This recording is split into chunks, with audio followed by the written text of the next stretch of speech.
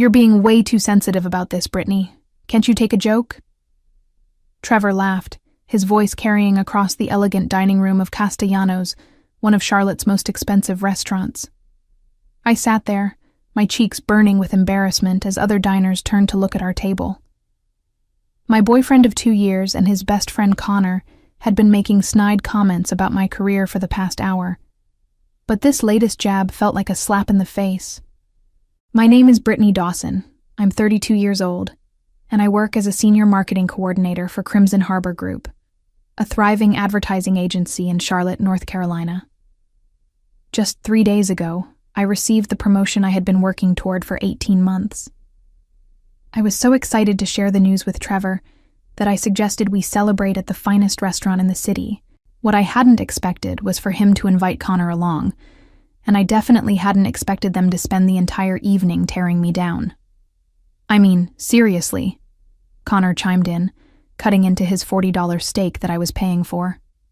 Marketing coordinator sounds so fancy, but isn't it basically just making flyers and posting on social media?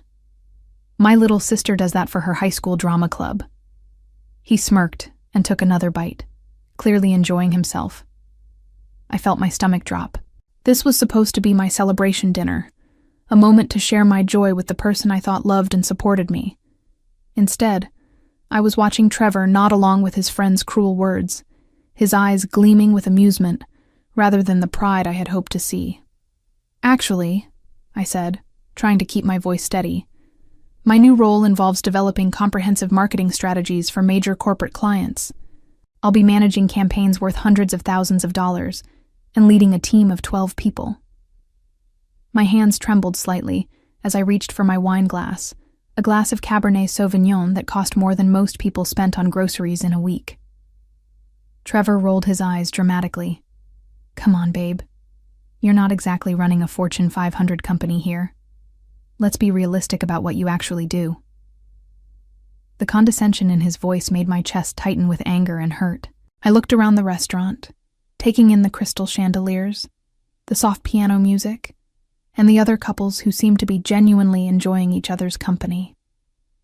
The irony wasn't lost on me that I was the only one at our table with a real job and actual income. Yet I was the one being treated like my accomplishments meant nothing.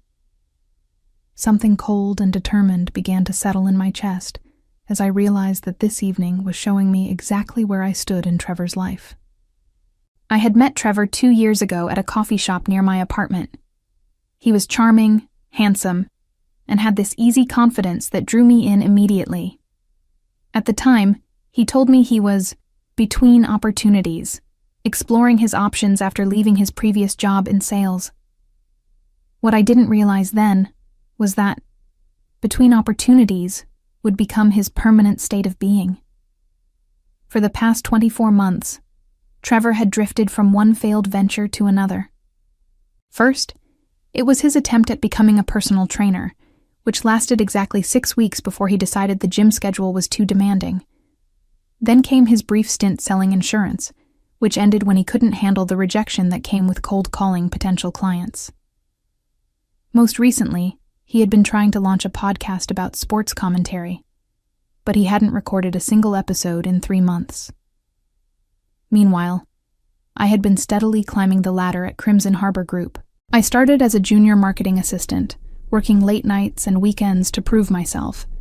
I took on extra projects, learned new software programs on my own time, and slowly built relationships with key clients. My dedication paid off when I was promoted to marketing coordinator last year, and now, finally, I had earned the senior coordinator position that came with a substantial salary increase and real leadership responsibilities. "Remember when you used to help me with my bills?" Trevor said now, stabbing at his asparagus with unnecessary force. "Now you're acting like you're some kind of corporate executive. It's actually pretty funny how seriously you take yourself." Connor nodded enthusiastically. "Right? Like, we get it. You have a job. But you don't need to act like you're changing the world with your little marketing campaigns." He gestured vaguely with his fork, a piece of expensive meat dangling from it. I thought about all the times I had covered Trevor's rent when his latest business idea failed to generate income. I thought about the groceries I bought, The utilities I paid, and the countless dinners at nice restaurants where I quietly picked up the check without making him feel bad about it. I had supported his dreams even when they seemed unrealistic, believing that eventually he would find his footing and we would be true partners. You know what the best part is? Trevor continued, warming to his theme. She actually thinks this promotion makes her better than us, like she's too good for normal people now. He looked at Connor with a knowing expression that made my blood run cold. I realized in that moment that Trevor didn't see me as his girlfriend or his partner. He saw me as his meal ticket, someone who would fund his lifestyle while he figured out his next move. The respect and admiration I had hoped for had never existed. In his mind, my success was something to be diminished rather than celebrated because it highlighted his own failures and lack of direction. The waiter approached our table with a warm smile. How is everything this evening? Can I get you anything else? Actually, Trevor said with a grin, we'll take another bottle of that wine, the expensive one. He didn't even glance at me, just assumed I would continue playing the role of generous provider while accepting his disrespect. The second bottle of wine arrived, a $90 Bordeaux that Trevor had ordered without consulting me. He poured generous glasses for himself and Connor, while barely filling mine, as if I were somehow less deserving of the wine I was paying for. The casual entitlement of the gesture struck me like a physical blow. You know what I think? Connor said, leaning back in his chair with the satisfied air of someone who had enjoyed an expensive meal at someone else's expense. I think Brittany's gotten a little too big for her britches. Success has gone to her head. Trevor laughed loudly, drawing more stares from nearby tables. Oh, absolutely. Remember when she used to be fun? Now everything's about her career this and her clients that. It's exhausting. He took a long sip of wine and shook his head in mock disappointment. I felt something break inside me, a final thread of patience that had been stretched to its limit. Here I was, celebrating what should have been one of the happiest moments of my professional life, and the two people I had chosen to share it with were actively trying to tear me down. The restaurant bill would likely exceed $500 by the time we finished, money that came entirely from my hard work and dedication, yet I was being treated like an inconvenience. I just think, Trevor continued, his voice getting louder and more animated, that someone needs to remind her that at the end of the day, she's still just doing busy work. Making PowerPoint presentations and sending emails isn't exactly brain surgery. He gestured dramatically with his wine glass, nearly knocking over the breadbasket. Connor nodded sagely. Exactly. And the attitude that comes with it? Like, we're trying to have a nice dinner here, and she's sitting there all moody because we're having a little fun with her. If you can't handle a little friendly teasing about your job, maybe you should just go home. The words hung in the air like a challenge.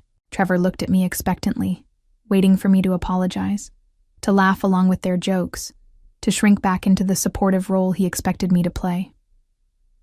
The restaurant continued to buzz with conversation around us, other couples and families enjoying their evening while unaware of the drama unfolding at our table. I looked at Trevor's face, really looked at it, and saw clearly for the first time who he really was. He wasn't the charming man I had fallen for 2 years ago. He was a man-child who resented my success because it highlighted his own failures. He was someone who felt threatened by my accomplishments rather than proud of them. And most damaging of all, he was someone who would tear me down in public to make himself feel better. You know what? I said quietly, setting down my wine glass with deliberate care. You're absolutely right. I reached for my purse, my movements calm and controlled, despite the storm of emotions raging inside me. Maybe I should go. Trevor's expression shifted from smug satisfaction to confusion as I stood up from the table. He had expected me to back down, to laugh off their insults, and continue playing the role of the compliant girlfriend who financed their good times. Instead, I calmly opened my purse and pulled out my wallet. Wait, what are you doing? Trevor asked, his voice suddenly uncertain. The confident smirk had disappeared from his face, replaced by a flicker of concern. I'm taking your excellent advice, I replied, my voice steady and clear. You said if I couldn't handle your friendly teasing, maybe I should go home. So that's exactly what I'm going to do. I placed $30 on the table, enough to cover my glass of wine and a generous tip for our server. The rest of the bill, I realized with grim satisfaction, would be Trevor and Connor's responsibility. The appetizers they had ordered, the expensive steaks, the 2 bottles of wine, the dessert menu they had been eyeing for the past 10 minutes, all of it would be their problem to solve. "Brittany, come on," Trevor said, reaching for my arm. "Don't be dramatic. We were just joking around. You know we don't really mean any of that stuff." I pulled my arm away from his grasp and looked down at him with a calmness that surprised even me. "The thing is, Trevor, I don't think you were joking. I think you meant every word. And I think you've been feeling this way about my career for a long time. Tonight was just the first time you felt comfortable saying it out loud." Connor shifted uncomfortably in his seat, finally realizing that the situation had taken a serious turn. "Hey, maybe we all got a little carried away here. Why don't we just order dessert and call it even?" "Call it even?" I repeated, letting out a short laugh. "You spent the entire evening mocking my career, my ambitions, and my success, and you think we can call it even over dessert? That's not how this works." The waiter appeared at our table, sensing the tension, but maintaining his professional demeanor. "Is everything all right here?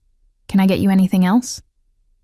"Actually," I said, turning to him with a smile, "these gentlemen will be handling the check this evening. I was just leaving."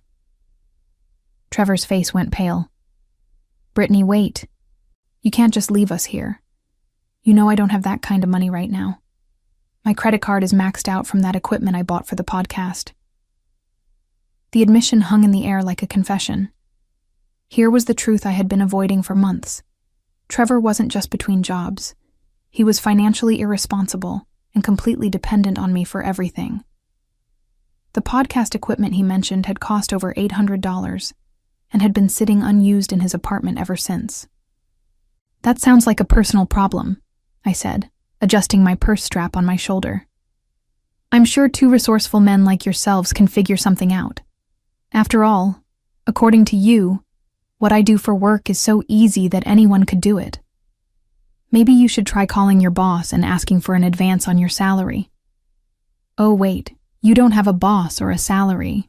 Connor's eyes darted between Trevor and me, clearly calculating the cost of the meal and realizing he was about to be stuck with a bill he couldn't afford either. "Look, this got out of hand. Can't we just talk about this like adults?" "We are talking about it like adults," I replied. "Adults take responsibility for their choices and their words. Tonight, you both chose to spend 2 hours insulting me and dismissing my accomplishments. Now you get to choose how you're going to pay for the meal you ordered." The restaurant seemed to grow quieter around us, though I wasn't sure if it was real or just my heightened awareness of the moment. Other diners were definitely watching our table now, drawn by the obvious tension and raised voices. I could see a well-dressed couple at the table next to us exchange glances, and an older woman by the window had stopped eating entirely to observe our drama. "Brittany, please," Trevor said, his voice dropping to what he probably thought was a persuasive whisper. "You're embarrassing me. People are staring." "I'm embarrassing you?" I asked, letting my voice carry just enough that our neighbors could hear. "You spent the last 2 hours trying to humiliate me in front of your friend and anyone else within earshot. You told me my job was worthless, that I was acting above my station, and that I couldn't take a joke. But now I'm the one causing embarrassment?" Trevor's jaw clenched as he realized his attempt at manipulation had backfired. "You're making a scene over nothing. We were having a conversation. Maybe it got a little heated, but this is completely over the top." "A conversation?" I repeated, my voice rising slightly. "Is that what you call spending an entire evening tearing down your girlfriend's achievements? Because where I come from, we call that something else entirely." Connor finally found his voice, though he sounded significantly less confident than he had earlier. "Look, maybe we were a little harsh.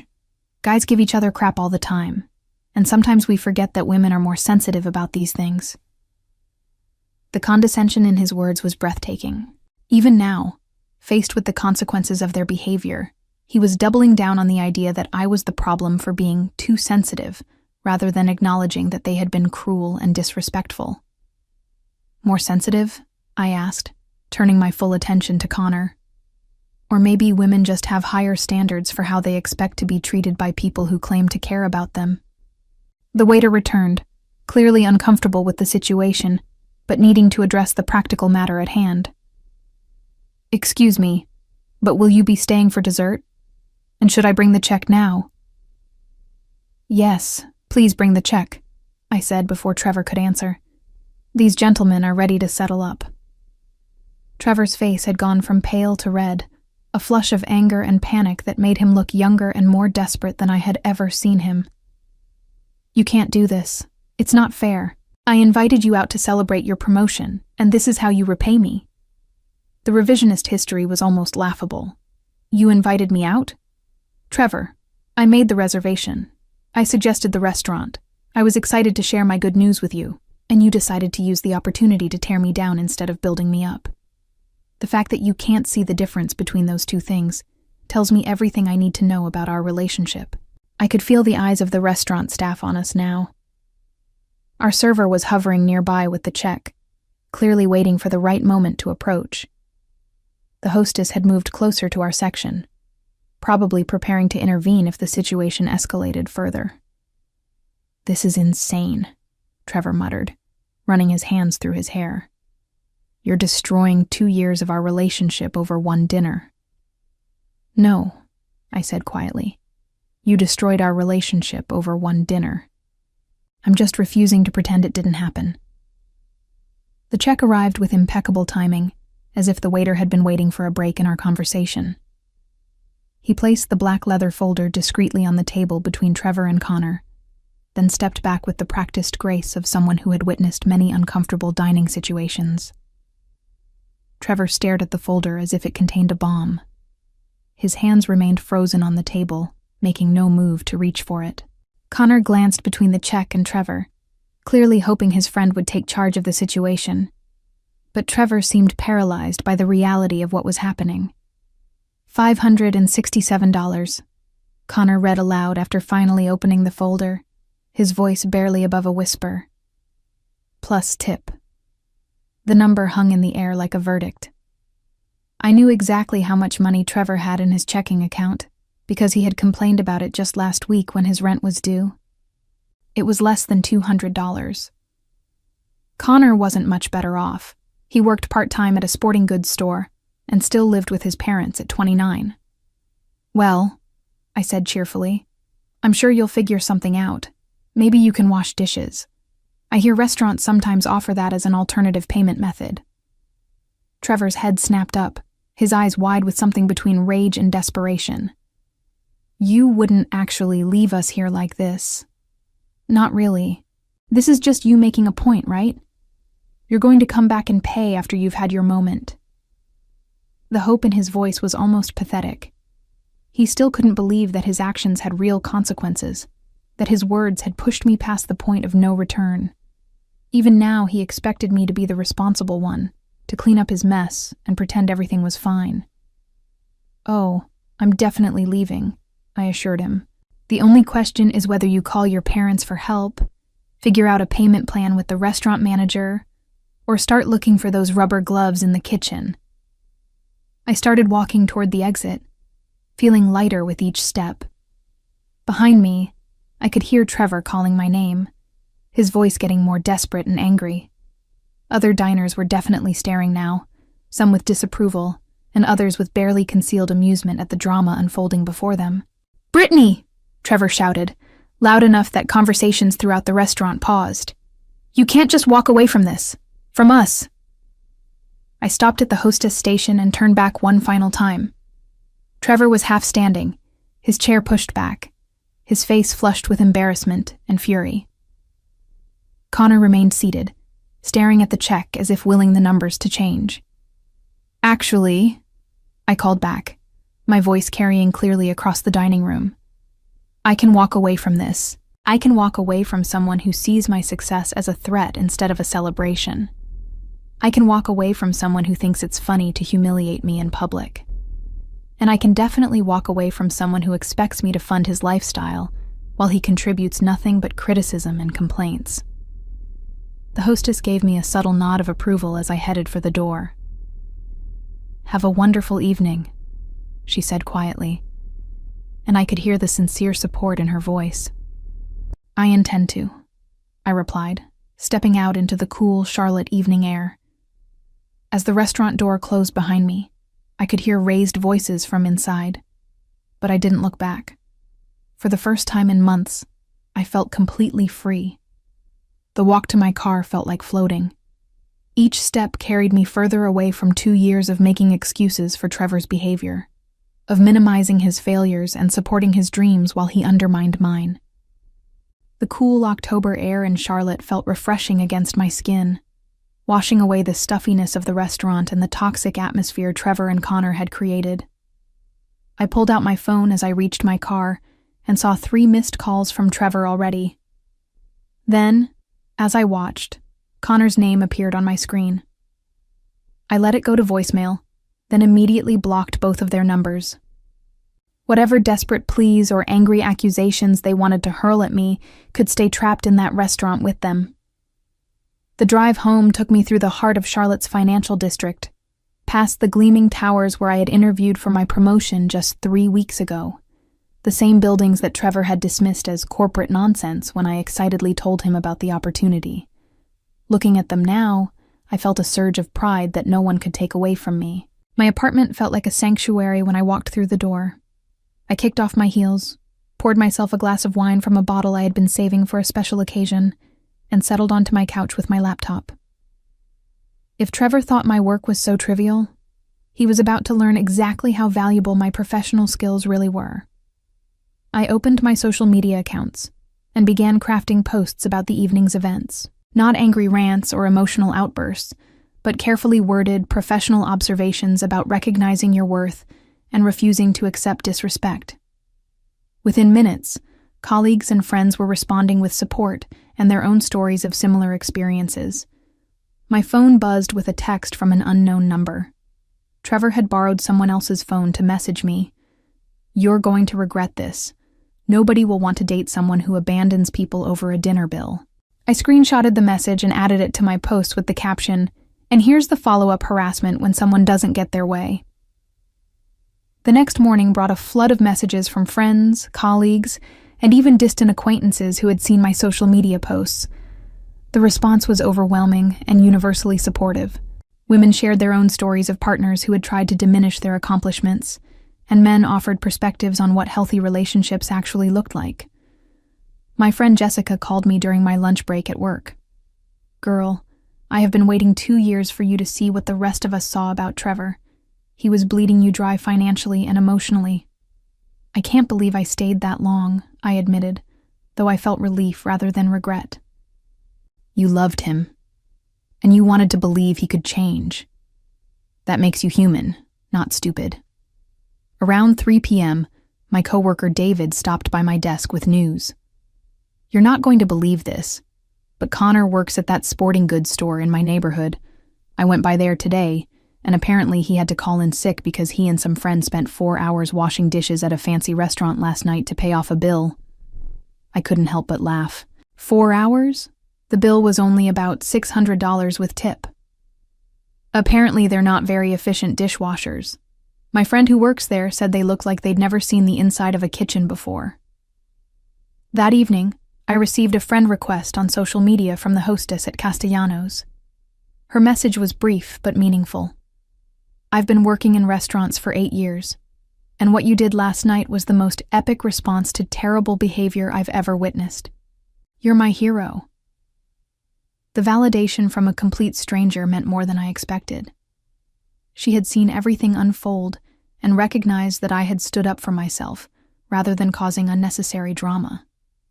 Trevor's desperate attempts to contact me continued throughout the week, but each blocked number and deleted voicemail only reinforced that I had made the right choice.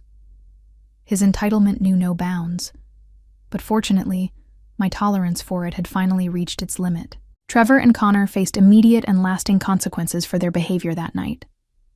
Trevor had to borrow money from his disapproving parents to cover his share of the restaurant bill, leading to a humiliating conversation about his financial irresponsibility and dependence on others. When word spread through their social circle about what had happened, several mutual friends distanced themselves from Trevor, recognizing the pattern of disrespect and entitlement they had previously overlooked.